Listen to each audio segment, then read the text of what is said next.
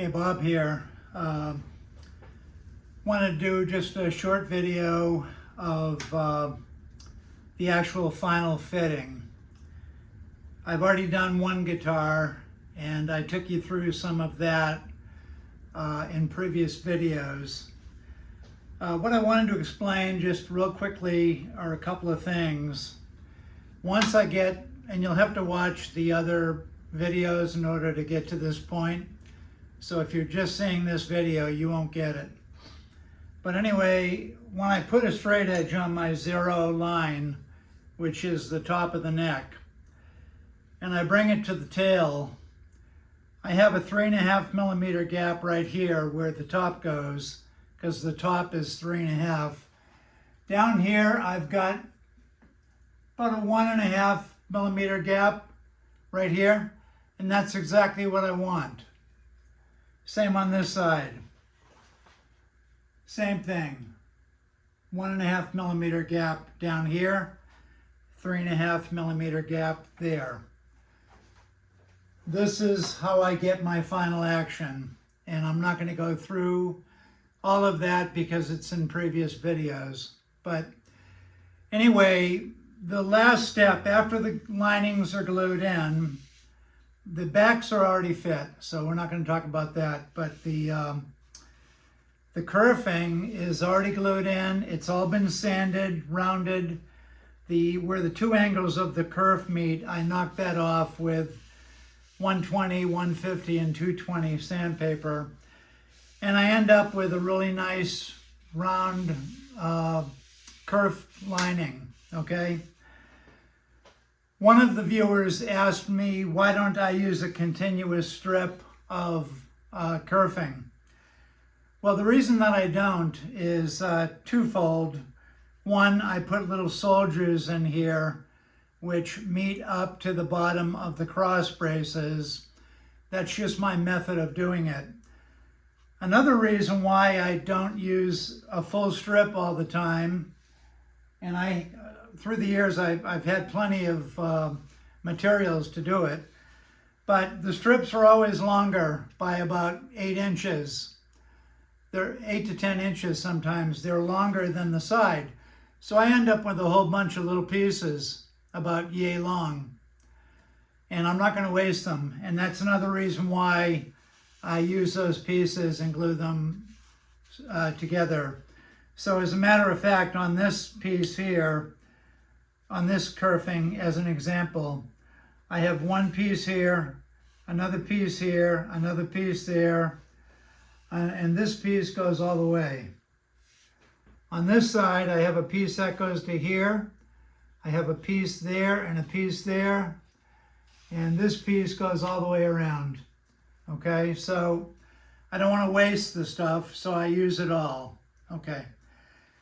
Now let's get to the final stuff. Now that the angle of the sides is correct, what I do is I chisel the top of the kerfing down to the level of the sides. I do that with a sharp chisel.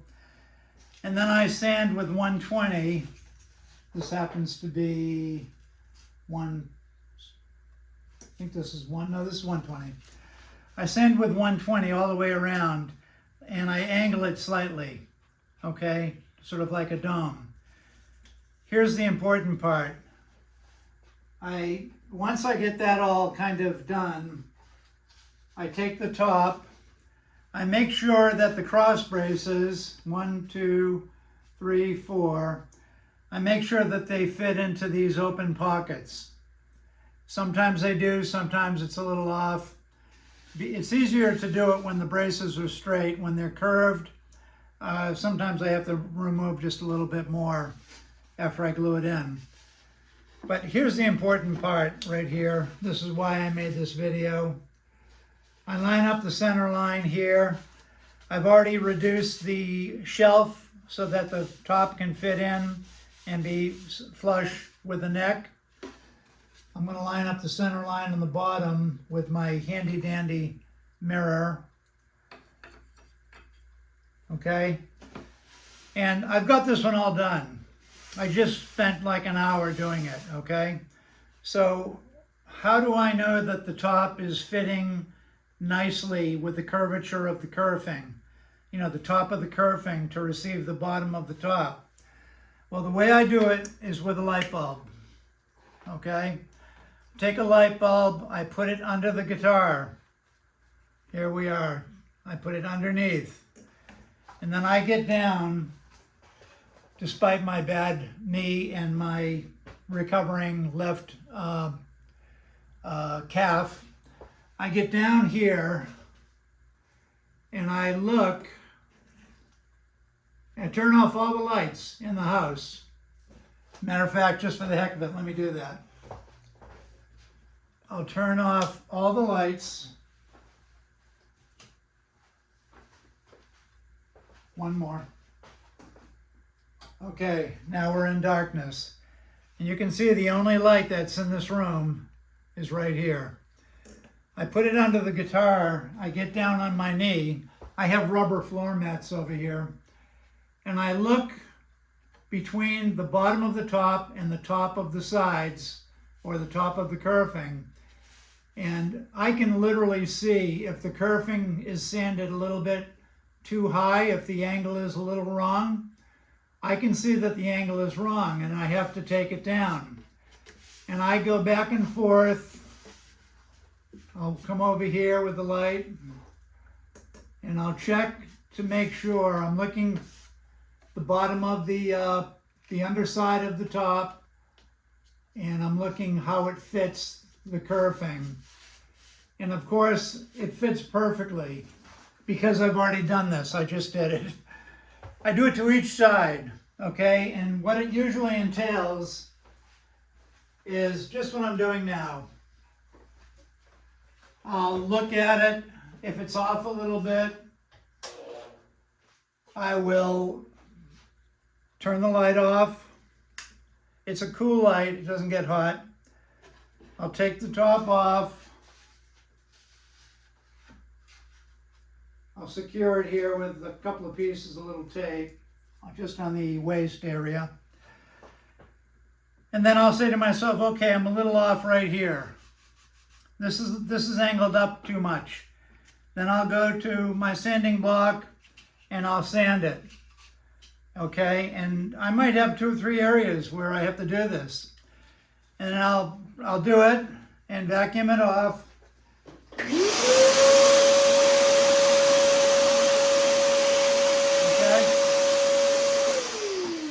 Taking you through this whole thing. Then I'll take the top, pop it back on, line it up. Usually put a little weight on it here just to hold it in place. And I'll go down again. I'll go down, turn off the lights, turn on this light, put it underneath, and I'll look for a perfect fit, okay? And you can see it. It's not a mystery, it's very clear. Okay, I just went through all the steps to do that, so it's done now.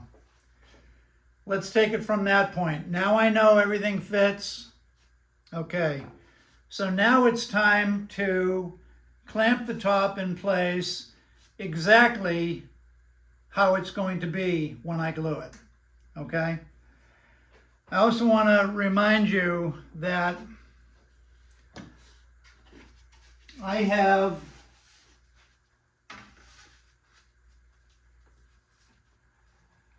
pieces of tape all around the sides which line me up exactly back into the form. If I pop the shell and the neck out of the form, I put it back in, I can line myself up right on those pieces of tape and I'll be in the exact same position I was before.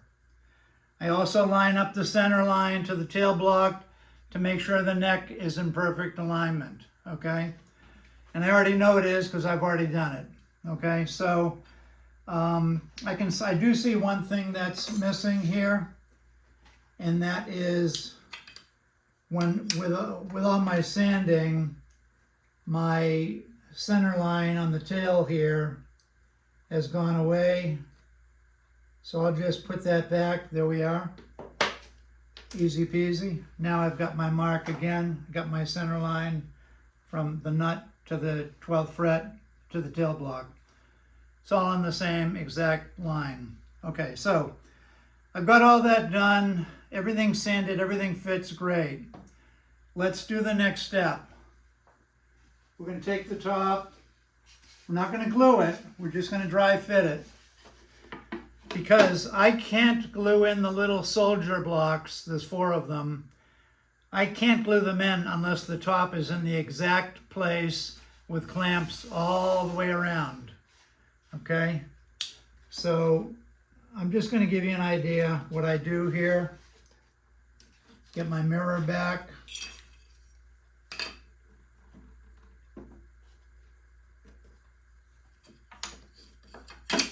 Oop. Center line, I'm lining it up on the bottom. Okay, I'm happy there.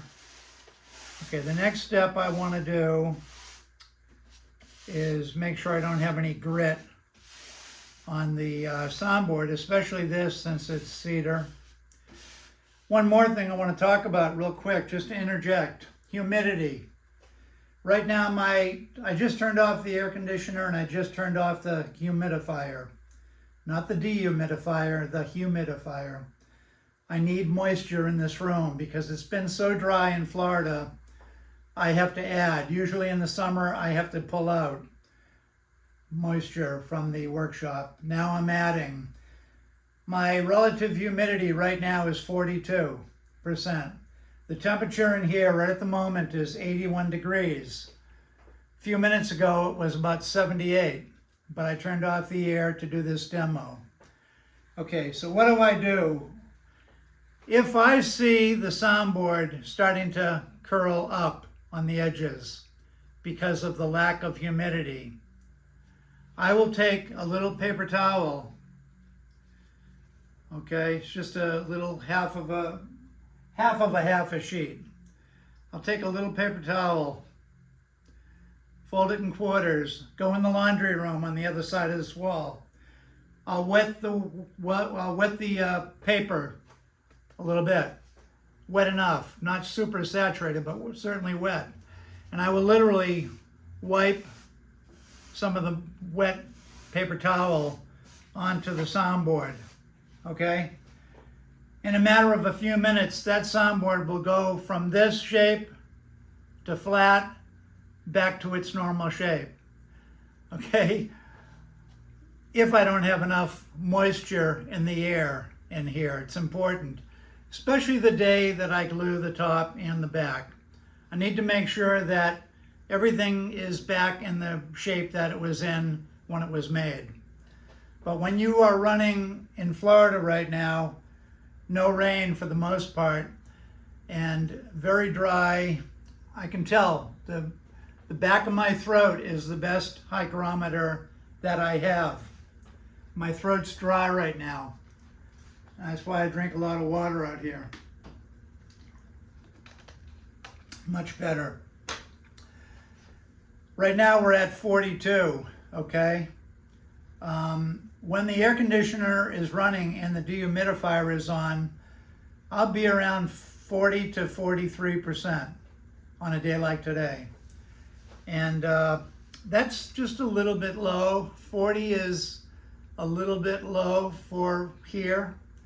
It's not terrible, it's fine, but I'm just saying the spruce plate, not this one so much, but the spruce one was, the other day, it was very low in here, it was like 37. And the soundboard right here, it went from domed to just the opposite way. Lack of moisture in the air. So I wiped on a little bit of water and it went right back flat. And you can just see how important the right humidity is, okay? So that's just a little side caveat. This one's fine. We're gonna take my Masonite wafer here. It's smooth on one side and rough on the other side. The rough side goes up. And before I do it, I'm gonna make darn sure that I don't have any grit on the wafer or on the cedar top, because if I do, it will leave a little imprint. Also, it'll leave a little mark. Also, I cut away the masonite here so I can see my center line where the top lines up with the center line on the neck. So I'll put the wafer in place. Okay, pull it tight. Check my center line. Okay, the first thing I need to do now, I'll grab a couple of clamps. I made these. These have sandpaper and on the other part cork. Right now I want the sandpaper down. It's gonna, I don't want any wiggle room at the bottom. I'm gonna put a couple of these clamps on. And this is all, I'm not gonna tighten these super tight yet. I'm just gonna put it at the waist.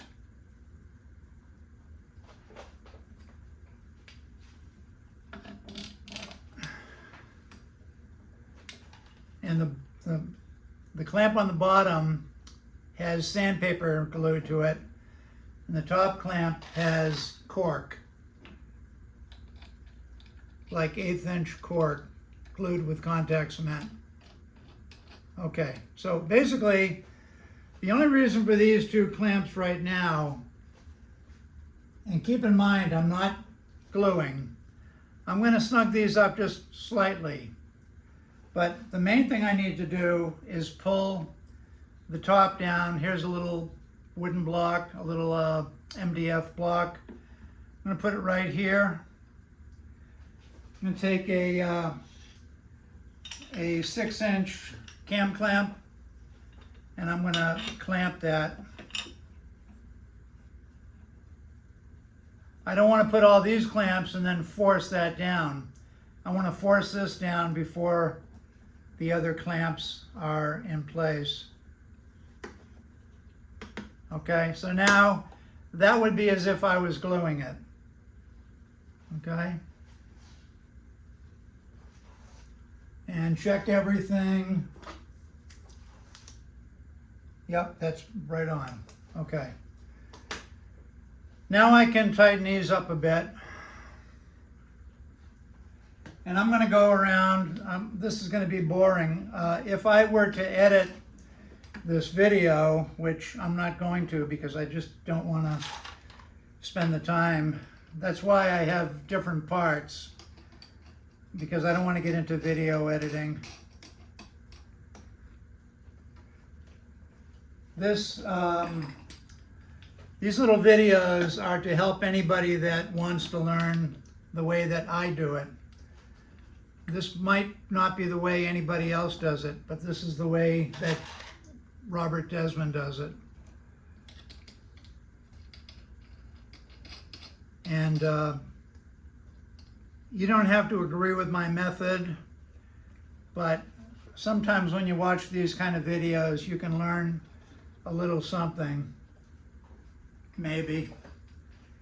And I'm going to go around and I'm going to clamp all the way around the guitar, okay? And I won't do that right now because it's going to take me about 15 minutes to do. Oops.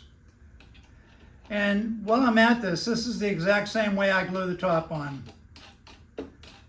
Okay, the only difference is I glue the top on last, and I'll show you all that when I do it.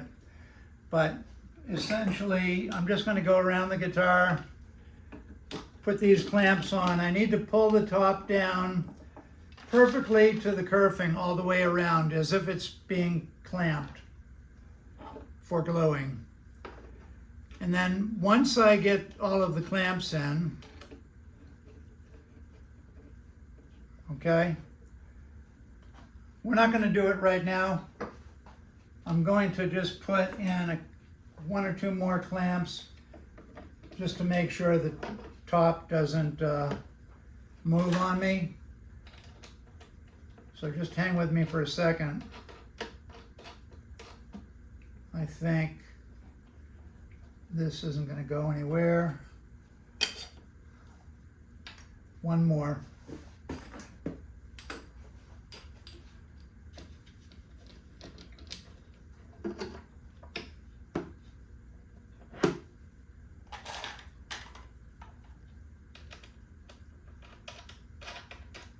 Okay, so make believe that I've gone all the way around with these, okay? We've got them all the way around, and they're all tight. Okay, they're not just moderately tight, they're tight. Then we're going to take the legs, these other legs, put them on.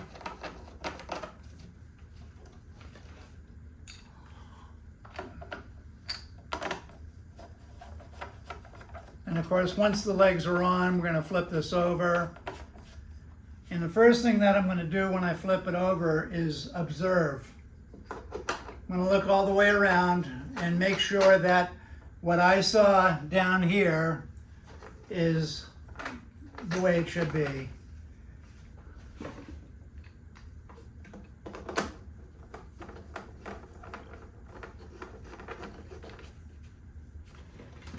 Okay.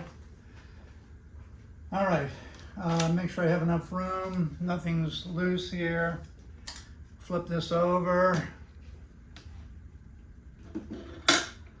Okay. Now you can't see this because the camera's not high enough, but what I'll do is I'll tilt it towards you. Okay. So now,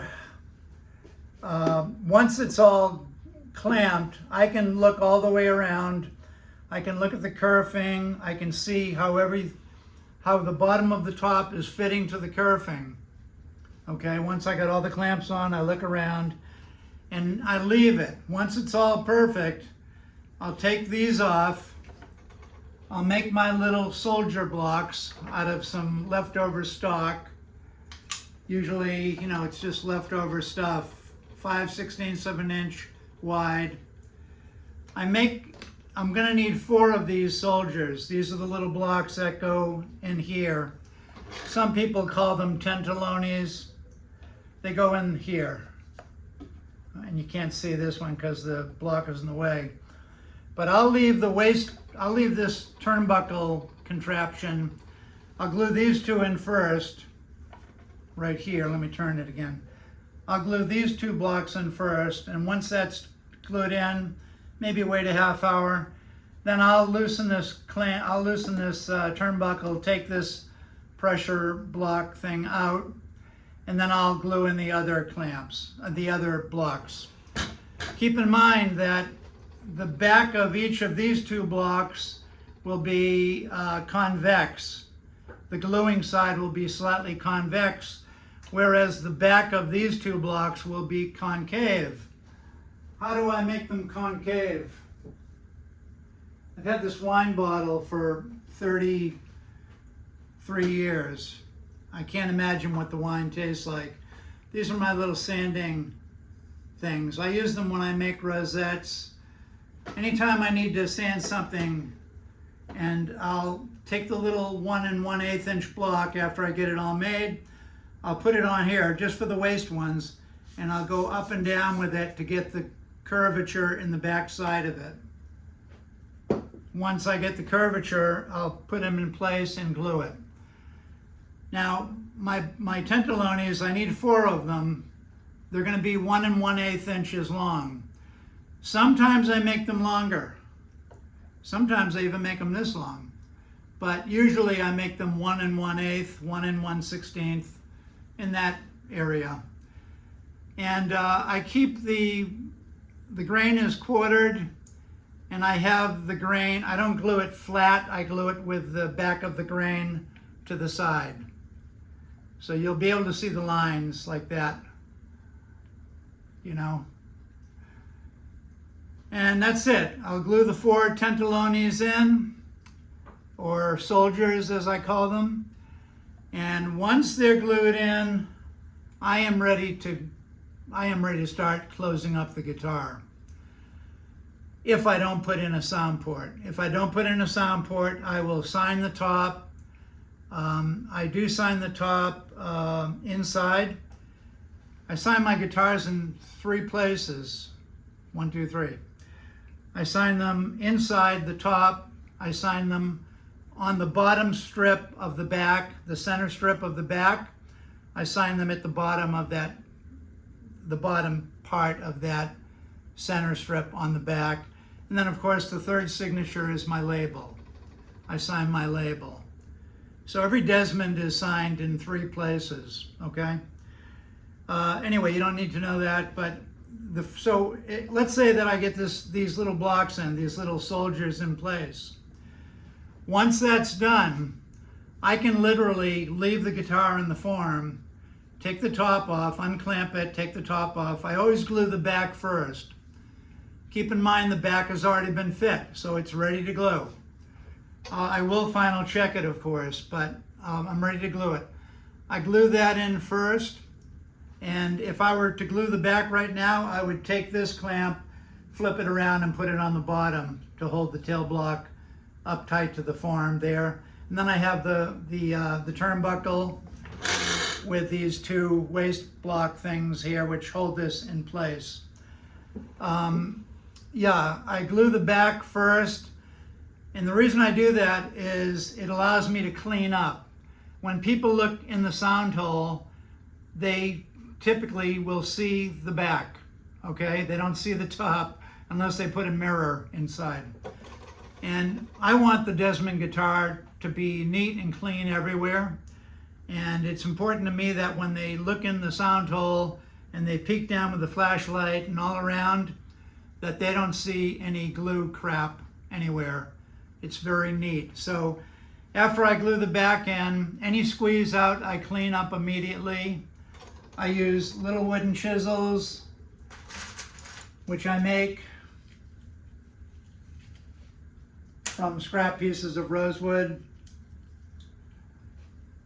And just little wooden chisels, and they're sharpened at one end. Of course, that one is making me a liar, but here we go. Little wooden chisel, and it's like a little scraper. It'll allow me to scrape the glue off, and then I'll clean up with a wet rag, not super wet. Just I squeeze out all the water. I'll clean up, and then I take a blow dryer as I'm working. And I'll blow on hot and just cool, whatever. I'll blow on not cool, but warm and hot. I'll put the hot to get the area dry quickly, and then I'll go immediately to warm.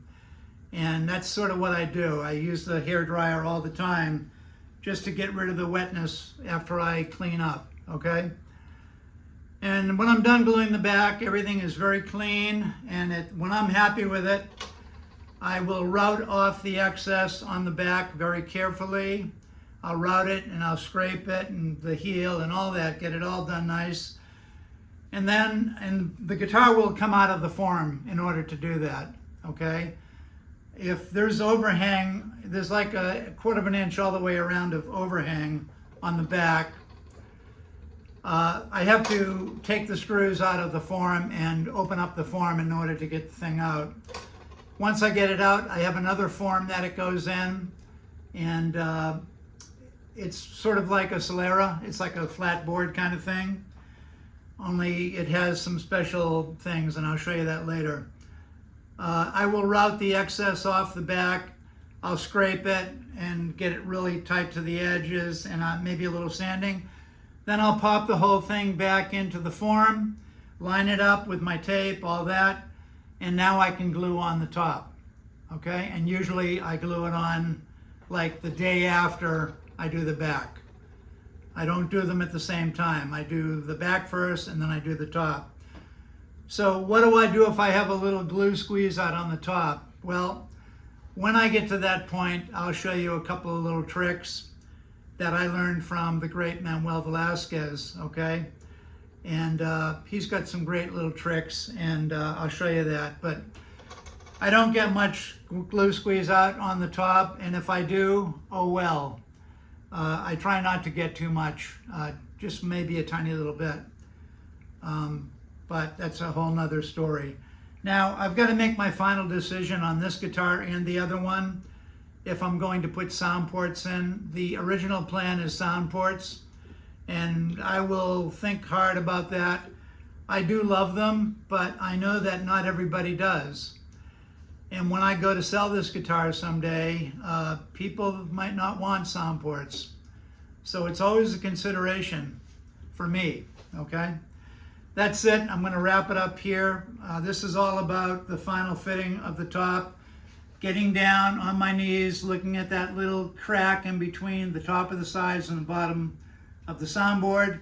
I do not want to see kerfing when I look in there. I want it, and you can see that because the light will go through the kerfs. So if the kerfing is tilted up too much, you'll see it, and you're going to have to knock it down so that the back fits perfectly. I'll push all the way around. And this is why I don't use hold on a second. I used to use these guys. Now you can see I haven't used them for a while because the sandpaper is curling off. But these are the exact curvature of my back braces. And I used to put them on. This is number 3.